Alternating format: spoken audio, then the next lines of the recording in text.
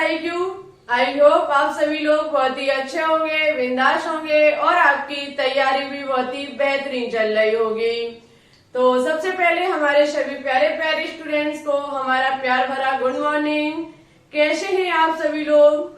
आप सभी लोगों ने थंबनेल में देख ही लिया होगा, आज हम आपके लिए ऑर्गेनिक केमिस्ट्री का लेक्चर नंबर 2 लेकर के आए हैं, जिसमें आज हम आपको पढ़ाने वाले हैं कार्बनिक यौगिक का वर्गीकरण। बहुत ही डिटेल से कराएंगे, एक एक चीजों को एक्सप्लेन करेंगे, क्योंकि यदि कार्बनिक यौगिक का वर्गीकरण सीख गए तो आपके लिए IUPAC नामकरण बहुत आसान हो जाएगा।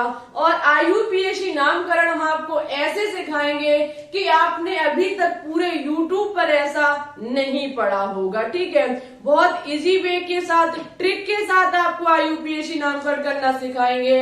आपको ओनली छोटा सा काम करना है, लगातार इस चैनल के साथ बने रहना है। ठीक है, चलिए तो ज्यादा समय ना लेते हुए डायरेक्ट हम टॉपिक पे बात करेंगे। उठा लीजिए कॉपी पेन, चीजों को जैसे जैसे हम नोट डाउन करते जाएं, मेरे साथ आप कॉपी में नोट डाउन करते रहिएगा। ठीक है, अच्छा, लेक्चर नंबर 1 में हमने आपको इंट्रोडक्शन दिया था कार्बन का, साथ ही साथ वहां पे हमने आपको सिग्मा पाई बंध के बारे में बताया, संकरण के बारे में उथली पुथली जानकारी दी। ठीक है, लेकिन मेन संकरण जो है वो हम आपको केमिकल बॉन्डिंग चैप्टर में पढ़ाएंगे। मेन इम्पोर्टेंट, जहां से क्वेश्चंस पूछे जाते हैं।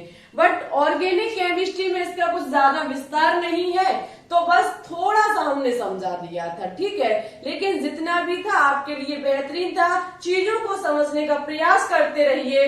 और लगातार एक कमेंट्स आ रहा है मेरे पास कि समझ में नहीं आता है, तो जो स्टूडेंट्स केमिकल बॉन्ड चैप्टर में अटक रहे हैं, रासायनिक बंध वाले चैप्टर में अटक रहे हैं, बस आपको क्या काम करना है, एक वीडियो को लगभग 2 से 3 बार देखना है। एक बार समझ में नहीं आता है, 2 बार देखिए, 3 बार देखिए, आपको 100% समझ में आएगा। ठीक है, शायद हो सकता है कि आपको थोड़ा कठिन लग रहा हो, लेकिन 1-2 बार क्लास को देखोगे बहुत अच्छे से क्लियर होगा। ठीक है, चलिए तो हम वर्गीकरण करते हैं कार्बनिक यौगिक का। ठीक है, वर्गीकरण करेंगे हम कार्बनिक यौगिक का। कार्बनिक यौगिक, देखो कार्बनिक यौगिक के बारे में हमने आपको कल पढ़ाया था। कार्बनिक यौगिक क्या होते हैं? जिनमें कार्बन और कार्बन के यौगिकों का अध्ययन किया जाता है, उसे ऑर्गेनिक केमिस्ट्री यानी कि रसायन, वो कार्बनिक रसायन कहा जाता है। रसायन विज्ञान की वह शाखा जिसके अंतर्गत कार्बन और कार्बन के यौगिकों का अध्ययन किया जाता है। ठीक है, अब कार्बनिक यौगिक की बात की जाए तो कार्बनिक यौगिक के अंतर्गत हम हाइड्रोजन के बारे में पढ़ेंगे, हाइड्रोजन के व्युत्पन्न के बारे में पढ़ेंगे। ठीक है, तो सबसे पहले बात की जाए कार्बनिक यौगिक की, ऑर्गेनिक कंपाउंड्स की, तो इन्हें 2 भागों में विभाजित किया गया है। ठीक है, कितने भागों में? 2 भागों में विभाजित किया गया है। खुली या विवृत श्रृंखला वाले यौगिक, खुली, लिखना शुरू कीजिए, खुली या विवृत श्रृंखला यौगिक, खुली या विवृत श्रृंखला यौगिक। ठीक है, जबकि इसका सेकंड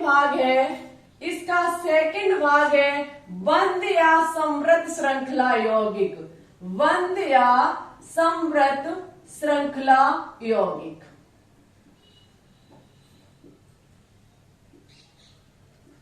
ये जो हमारे कार्बनिक यौगिक हैं, ये 2 टाइप से हैं। एक तो हमारी ओपन चेन, खुली चेन होती है, और एक हमारी क्लोज यानी कि बंद चेन होती है। ठीक है, बंद जो है वो हमारी खुली जो है ओपन चेन है, इसे एलिफेटिक यौगिक भी कहा जाता है, हम आगे चल के लिखाएंगे। ठीक है, खुली श्रृंखला वाले यौगिक को पुनः फिर 2 भागों में बांटा गया है। खुली या विवृत श्रृंखला यौगिक को पुनः 2 भागों में बांटा गया है, हाइड्रोकार्बन और हाइड्रोकार्बन के व्युत्पन्न। हाइड्रोकार्बन हाइड्रोकार्बन हाइड्रोकार्बन और हाइड्रोकार्बन के व्युत्पन्न। ठीक है, हाइड्रोकार्बन के व्युत्पन्न।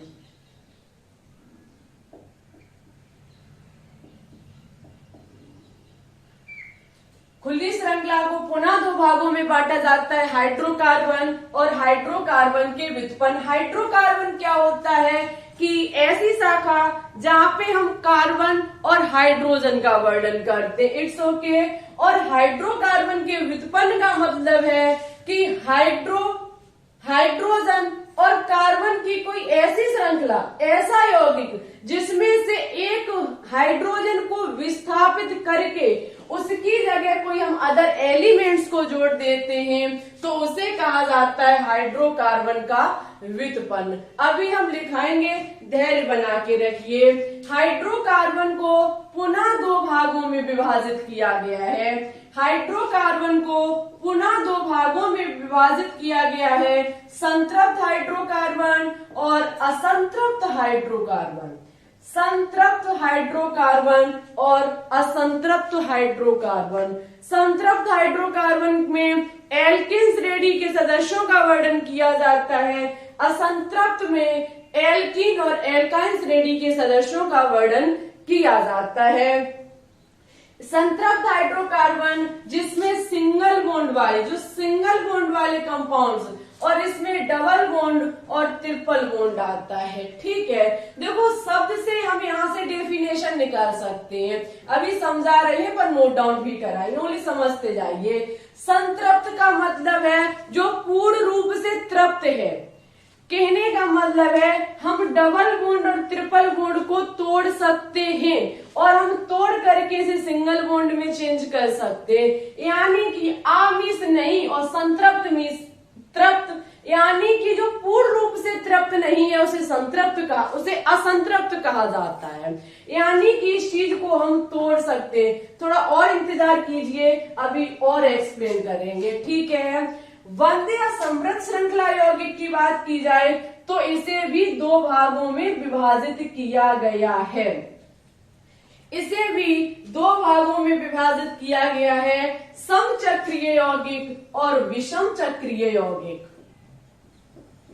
समचक्रीय यौगिक, समचक्रीय यौगिक और विषम चक्रीय यौगिक। ठीक है, विषम चक्रीय यौगिक। समचक्रीय यौगिक और विषम चक्रीय यौगिक। समचक्रीय यौगिक को पुनः दो भागों में विभाजित किया गया है। समचक्रीय यौगिक को पुनः दो भागों में विभाजित किया गया है, एलिसाइक्लिक और एरोमेटिक। एलिसाइक्लिक और एरोमेटिक। एलिसाइक्लिक, एलिसाइक्लिक और एरोमेटिक। इसमें सबसे इंपॉर्टेंट है एरोमेटिक। ठीक है, यहां से एग्जाम में क्वेश्चंस पूछे जाते हैं। देखो एक बार फिर हम इसे समझने का प्रयास करेंगे। कार्बनिक यौगिक को दो भागों में डिवाइड किया गया है, खुली और बंद श्रृंखला यौगिक। उसके बाद खुली या बंद श्रृंखला यौगिक को फिर दो भागों में बांटा गया है, हाइड्रोकार्बन और हाइड्रोकार्बन के व्युत्पन्न। हाइड्रोकार्बन को फिर दो भागों में बांटा गया है, संतृप्त और असंतृप्त हाइड्रोकार्बन। बंद श्रृंखला यौगिक को फिर दो भागों में देखो बांटा गया है, समचक्रीय यौगिक और विषम चक्रीय यौगिक, जहां पे समचक्री को एलिसाइक्लिक और एरोमेटिक भागों में बांटा गया है। ठीक है, मुझे पूरी भरोसा है, पूरा उम्मीद आपसे है कि आपने यहाँ तक चीजों को बहुत अच्छे से नोट डाउन किया होगा, कुछ सीखने का प्रयास किया होगा। ये टेबल बनानी आ गई तो बहुत आसान हो जाएगा चीजों को सीखने और समझना। ठीक है, तो चलिए इसकी लीजिए स्क्रीनशॉट। अब हम एक एक पॉइंट को एक्सप्लेन करेंगे, लिख करके आपको बताएंगे, एग्जाम्पल दे करके बताएंगे। It's okay. तो चलिए इसकी ले लीजिए स्क्रीनशॉट। चलिए तो अब हम बात करेंगे सबसे पहले ओपन चेन के बारे में। कहने का मतलब है एलिफेटिक या खुली श्रृंखला यौगिक। जिसे विवृत श्रृंखला यौगिक भी कहा जाता है। It's okay. एलिफेटिक या फिर खुली श्रृंखला वाले यौगिक क्या होते हैं? तो वे यौगिक जिनमें कार्बन श्रृंखला के अंतिम सिरे स्वतंत्र होते हैं। कहने का मतलब है वे यौगिक जिनमें कार्बन श्रृंखला के अंतिम सिरे जो होते हैं वो कैसे होते हैं? खुले होते हैं, उनको ही खुली श्रृंखला यौगिक कहा जाता है। आप देखेंगे ये एक कार्बन की चेन है, यानी कि श्रृंखला है, ठीक है। ये कार्बन की एक चेन लिखी हुई है जिसके अंतिम सिरे जो है वो कैसे है? स्वतंत्र है, ठीक है, फ्री है। ऐसा नहीं है कि ये इस प्रकार से हो, एक बंद श्रृंखला यौगिक नहीं है, सॉरी, इस प्रकार से कोई बंद श्रृंखला वाली यौगिक नहीं है, ये एक हमारी खुली श्रृंखला यौगिक है, ठीक है। आगे है इसी का सबसे पहले फर्स्ट टाइप हाइड्रोकार्बन। तो देखो हाइड्रोकार्बन ऐसे यौगिक होते हैं जो कार्बन और हाइड्रोजन द्वारा निर्मित होते हैं। एग्जाम्पल देखेंगे CH4 मेथेन हुआ, ये एक हाइड्रोकार्बन है क्योंकि ये हाइड्रोजन और कार्बन का एक यौगिक है। C2H4 ये भी एक हाइड्रोकार्बन है क्योंकि हाइड्रोजन कार्बन से निर्मित है। ऐसे हमारे कई एक एग्जाम्पल है। और कार्बनिक रसायन में हम कार्बनिक यौगिक का ही अध्ययन करते हैं, हाइड्रोकार्बन यौगिकों का अध्ययन करते हैं। इसमें हम अधिकतम यदि बात की जाए ऑर्गेनिक केमिस्ट्री की तो इसमें ज्यादातर या तो हम कार्बन को पढ़ेंगे, हाइड्रोजन को पढ़ेंगे, ऑक्सीजन, नाइट्रोजन और हेलोजन परिवार के एलिमेंट्स। बस इतने से ही हम पूरी कार्बनिक रसायन को नचा के रख देते हैं, यानी कि पूरी की पूरी इसी पर टिकी हुई है। इतने ही कंपाउंड, इतने ही एलिमेंट्स मिलकर के कहीं इसके साथ रिएक्शन करेंगे तो कहीं उसके साथ रिएक्शन करेंगे और लगातार आगे प्रोसेस बढ़ती रहती है। अब देखो हाइड्रोकार्बन को फिर दो भागों में बांटा गया, संतृप्त हाइड्रोकार्बन। संतृप्त हाइड्रोकार्बन क्या है? तो इनमें परमाणुओं के मध्य एकल सह संयोजक आबंध पाया जाता है। संतृप्त हाइड्रोकार्बन को पैराफिन भी कहा जाता है, इनको एल्केन या फिर पैराफिन भी कहा जाता है। डियर स्टूडेंट्स, संतृप्त हाइड्रोकार्बन की बात की जाए तो इनमें एकल सह संयोजक आबंध होता है। एकल सह संयोजक आबंध होता है, जैसे हमने एग्जांपल दिया CH4 का। इसमें आप देखेंगे हर जगह सिंगल बॉन्ड है और ये एक हमारा एल्केन का प्रथम सदस्य है, एल्केन श्रेणी का प्रथम सदस्य है। संतृप्त हाइड्रोकार्बन में एकल सह संयोजक यौगिकों का वर्णन किया जाता है, ठीक है। यदि बात की जाए कि एल्केन का सामान्य सूत्र क्या होता है तो इसका सामान्य सूत्र CnH2n + K2 होता है। CnH2n + K2 होता है, ठीक है। जबकि असंतृप्त हाइड्रोकार्बन की बात की जाए तो इनमें कम से कम दो आबंध या फिर त्रिआबंध उपस्थित होता है। जो हमारे असंतृप्त हाइड्रोकार्बन होते हैं इनमें दो आबंध या फिर त्रिआबंध उपस्थित होता है, जैसे कि हमारा एल्कीन हुआ और एल्काइन हुआ, ठीक है। एल्कीन का प्रथम सदस्य लिखा हुआ है यहाँ पर एथीन, जो कि हमारा CH2 डबल बॉन्ड CH2, और एल्काइन का प्रथम सदस्य लिखा हुआ है ethyne CH triple bond CH। देखो स्टूडेंट्स, इसका जब हम नामकरण करते हैं एल्केन के सदस्यों का तो पीछे शब्द जोड़ते हैं एन। कौन सा शब्द जोड़ते हैं? एन। अभी आगे चल के आप सीखोगे एन शब्द जोड़ते तभी हमारा मेथेन हो जाता है। एल्कीन के लिए हम शब्द जोड़ते हैं, एल्कीन के शब्द जोड़ते हैं इन, तभी हो जाता है एथीन, और यहाँ पे शब्द जोड़ा जाता है आइन, यानी कि एथाइन, ठीक है। तो असंतृप्त हाइड्रोकार्बन के अंतर्गत डबल बॉन्ड या फिर ट्रिपल बॉन्ड का हम अध्ययन करते हैं। साथ ही साथ यहाँ पे असंतृप्त, देखो असंतृप्त का मतलब है जो पूर्ण रूप से तृप्त ना हो। कहने का मतलब है कि यहाँ पर हम चाहकर भी कोई दूसरा हाइड्रोजन नहीं जोड़ पाएंगे, क्योंकि सिंगल बॉन्ड को हम इससे ज्यादा विभाजित नहीं कर सकते हैं। लेकिन यदि डबल बॉन्ड और ट्रिपल बॉन्ड की बात की जाए तो हम इसे तोड़ सकते हैं, और जब ये डबल बॉन्ड टूट जाएगा तो यहाँ पे हम अदर हाइड्रोजन को जोड़ देंगे, क्योंकि कार्बन 4 वैलेंसी को रखता है।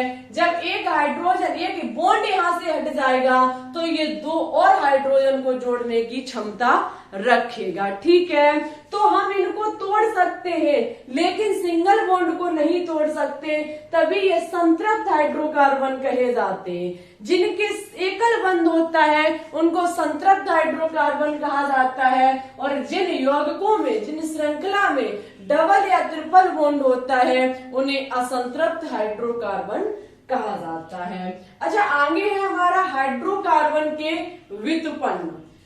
हाइड्रोकार्बन के व्युत्पन्न वे कार्बनिक यौगिक जिनमें हाइड्रोकार्बन के एक या अधिक हाइड्रोजन परमाणु अन्य परमाणु, जैसे कि हमारा क्लोरीन हुआ, ब्रोमीन हुआ, या फिर ये लिखा हुआ है आपका एल्कोहल समूह का, ठीक है, ये हमारा ऑल, ठीक है, आज से विस्थापित हो जाता है।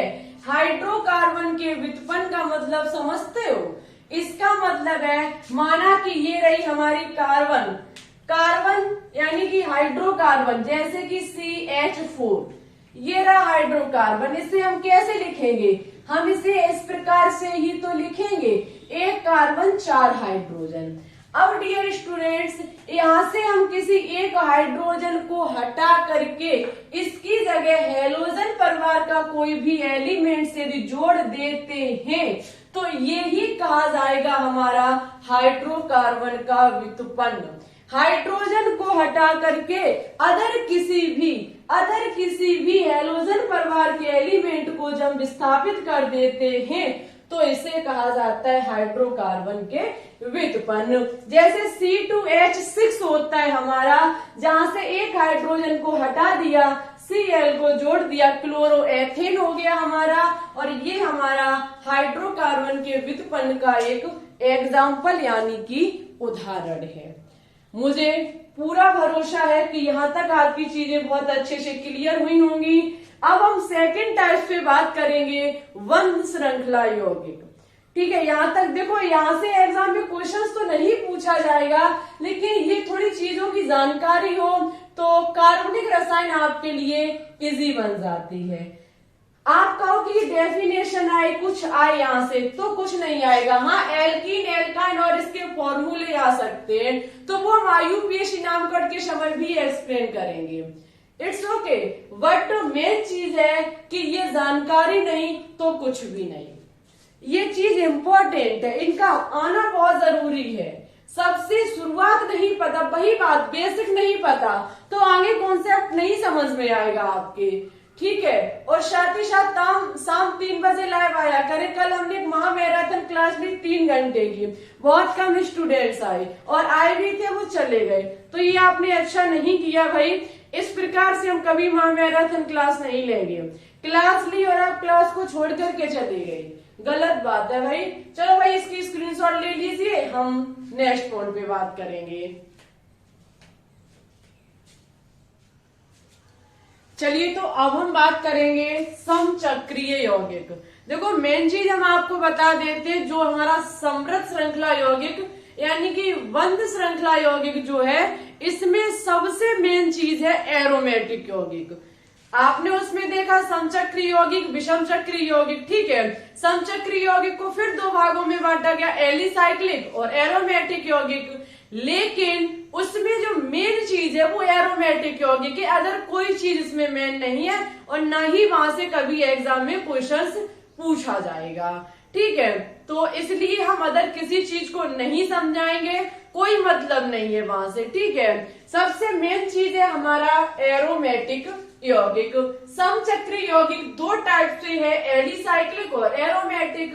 एलिसाइक्लिक का एक हम एग्जांपल आपके सामने लेकर के आए, यहाँ से बाई चांस एग्जाम में क्वेश्चंस पूछ लिया जाता है। ठीक है, देखो, यदि समृद्ध श्रृंखला यौगिक की बात की जाए तो ये एक बंध श्रृंखला यौगिक है।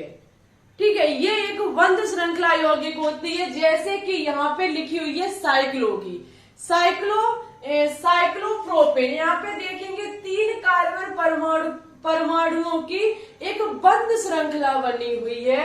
तो इसमें हमेशा याद रखिएगा, बेंजीन वलय को छोड़ करके, जिसे आप जानते होंगे, नहीं जानते तो अभी हम समझाएंगे, ठीक है। बेंजीन वलय को छोड़ करके यदि कोई बंद श्रृंखला आपको नजर आ रही है, बंद श्रृंखला यदि नजर आ रही है, तो उसके सामने आपको साइक्लो शब्द का यूज करना पड़ेगा, ठीक है। और साथ ही साथ जितने कार्बन परमाणुओं की श्रृंखला हो वो आप नाम लिख लीजिए, लेकिन धैर्य बना के रखिए, नेक्स्ट क्लास में आपको यही सब पढ़ाया जाएगा कि IUPAC नामकरण कैसे किया जाता है, ठीक है। हम ओनली ये बताने का प्रयास कर रहे हैं कि बेंजीन वलय को छोड़ करके जो ये बंद श्रृंखला हमारी बनती है, आपने कई प्रकार से देखी होगी, इस प्रकार से आपने देखी होगी, ठीक है, जिसके कोने कोने पर कार्बन जुड़े होते हैं। तो ये एक हमारी एलिसाइक्लिक यौगिक का उदाहरण है, ठीक है। ये एक हमारा एलिसाइक्लिक यौगिक का उदाहरण है। इस प्रकार से कई एक प्रकार से आपने देखी होगी, ऐसे करके ये भी हमारी एलिसाइक्लिक यौगिक का एक उदाहरण है, ठीक है। तो ये बेंजीन वलय को छोड़ करके यदि कोई बंद श्रृंखला में नजर आ रही है तो वो एलिसाइक्लिक यौगिक का ही उदाहरण होगी। अच्छा, बात करेंगे एरोमेटिक यौगिक पर। ये बहुत इंपॉर्टेंट है, जिनमें कम से कम एक बेंजीन वलय उपस्थित होती है। एरोमेटिक यौगिक ऐसे यौगिक होते हैं जिनमें कम से कम एक बेंजीन वलय प्रेजेंट उपस्थित होनी चाहिए। अब मेन चीज की बेंजीन वलय क्या होती है, तो देखो, बेंजीन वलय वह वलय है जिसमें 6 कार्बन परमाणुओं के संप्रत श्रृंखला में एकल तथा 2 आबंध एक एकांतर क्रम में उपस्थित होते हैं, ठीक है। यहाँ पे क्या होगा, 6 कार्बन परमाणुओं की एक समृद्ध श्रृंखला होगी। समृद्ध का मतलब है बंद श्रृंखला, ठीक है। एक बंद श्रृंखला होगी, कैसे होगी, तो देखो 6 कार्बन परमाणुओं की 6 कार्बन परमाणु, हम पहले 6 कार्बन परमाणु इस प्रकार से लिखेंगे, ठीक है। ये हमारी 6 कार्बन परमाणु पर 6 ही हाइड्रोजन होंगे। 6 कार्बन परमाणु पर 6 ही हमारे क्या होंगे, हाइड्रोजन होंगे। और हाइड्रोजन जब हमारे होंगे तो इनमें एकल और 2 आबंध एक एकांतर क्रम में उपस्थित होंगे। एक सिंगल बॉन्ड तो फिर डबल बॉन्ड, फिर सिंगल बॉन्ड तो फिर डबल बॉन्ड, फिर सिंगल बॉन्ड तो फिर डबल बॉन्ड। ये है हमारी बेंजीन वलय। क्या है हमारी बेंजीन वलय, जिसमें 6 कार्बन परमाणु पर 6 हाइड्रोजन और एकल और 2 आबंध एक एकांतर क्रम में प्रेजेंट होते हैं। It's okay. इस बेंजीन वलय को और भी सरल तरीके से हम लिख सकते हैं, इस प्रकार से देखिएगा, इस प्रकार से भी हम बेंजीन वलय को बनाते हैं। ये गोल बता रहा है कि एक पहले एक सिंगल बॉन्ड, फिर डबल बॉन्ड, सिंगल बॉन्ड और डबल बॉन्ड। ये जो कोने हैं ये बता रहे हैं कार्बन को, ये बता रहे हैं कार्बन को, ठीक है। ये बता रहे हैं हमारे कार्बन को। कार्बन लिखा नहीं जाता है, हम इसी से प्रेजेंट कर लेते हैं। अच्छा, इसे इस प्रकार से और लिखा जाता है, इसे हम इस प्रकार से भी लिख सकते हैं, ठीक है। आप सिंगल और डबल बॉन्ड लगा करके इसको छोड़ दीजिए, या गोला कर दीजिए, या फिर सिंगल डबल बॉन्ड को भी हम दर्शा सकते हैं, ठीक है। इस प्रकार से हमारी बेंजीन वलय बनके तैयार होती है। और ये हमारे एरोमेटिक यौगिक कहलाएंगे जिनमें बेंजीन वलय प्रेजेंट होगी, ठीक है। जैसे कि हमारा फिनॉल होता है, यहाँ पे OH समूह जुड़ जाता है, यहाँ पे OH को जब कनेक्ट कर देते हैं तो ये फिनॉल बन जाता है। तो ये एरोमेटिक यौगिक से ही लिया गया है, एरोमेटिक यौगिक का ही एक उदाहरण होगा, ठीक है।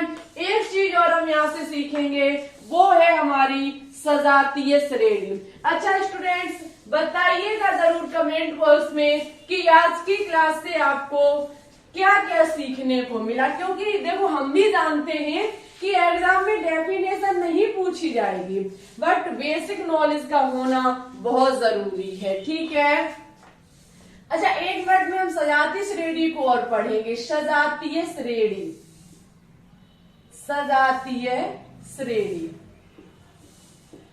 देखो सजातीय श्रेणी की बात की जाए तो इसमें दो निकटवर्ती यौगिकों के बीच, दो निकटवर्ती यौगिकों के बीच सिंगल बॉन्ड CH2 का अंतर होता है। लिख लीजिएगा, हमने पूरी लाइनें बोल दी हैं।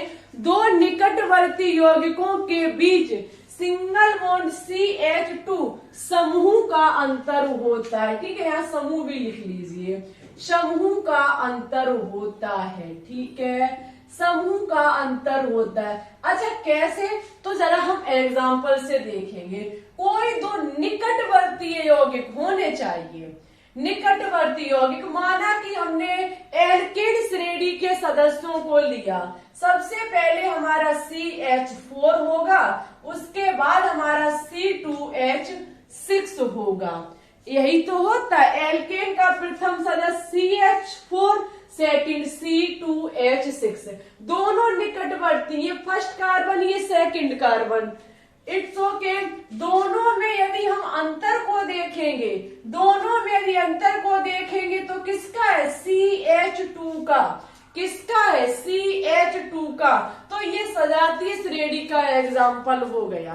एग्जाम में पूछा जाता है, बताइए सजातीय श्रेणी, सजातीय श्रेणी में यौगिकों में किसका अंतर होता है? तो बता दीजिएगा CH2 समूह का। ठीक है, एक पॉइंट और लिख लीजिए कि जो हमारे एल्केन, जो हमारे एल्केन, एल्केन, एल्कीन और एल्काइन, एल्केन, एल्कीन और हमारे जो एल्काइन है, एल्काइन श्रेणी के, श्रेणी के सदस्य, श्रेणी के सदस्य, श्रेणी के सदस्य सजातीय श्रेणी के उदाहरण हैं। ठीक है, के सदस्य सजातीय श्रेणी के उदाहरण हैं, सजातीय श्रेणी के उदाहरण हैं। ये चीज लिख लीजिएगा कि एल्कीन, एल्काइन और एल्केन, एल्कीन और एल्काइन तीनों ही श्रेणी के जो सदस्य होते हैं, ये हमारे सजातीय श्रेणी के एग्जाम्पल होते हैं। आप ज्ञात कीजिएगा एल्कीन के सदस्यों को देखना और दो निकटवर्तीय लेना, यानी कि जैसे कि पहला कार्बन तो फिर दूसरा कार्बन होना चाहिए। ठीक है, निकटवर्ती पास पास वाले, उनमें आप गौर कीजिएगा कि CH2 का ही अंतर होगा। ठीक है, हमारे सभी प्यारे प्यारे स्टूडेंट्स, कमेंट बॉक्स में कमेंट करके आपको 3 क्वेश्चन का जवाब देना है। कमेंट बॉक्स में कमेंट करके आपको 3 क्वेश्चन का जवाब देना है। सबसे पहले एल्केन, एल्केन, एल्कीन और एल्काइन, एल्कीन और एल्काइन, आपको तीनों के फॉर्मूले कमेंट बॉक्स में लिखने हैं। ठीक है, एल्केन, एल्कीन और एल्काइन के फॉर्मूले आपको कमेंट बॉक्स में लिखने हैं और तीनों का ही आपको एक काम करना है, एक एक उदाहरण भी लिखना है। ठीक है, तीनों का एक एक एग्जाम्पल भी आपको हमारे कमेंट बॉक्स में लिखना है।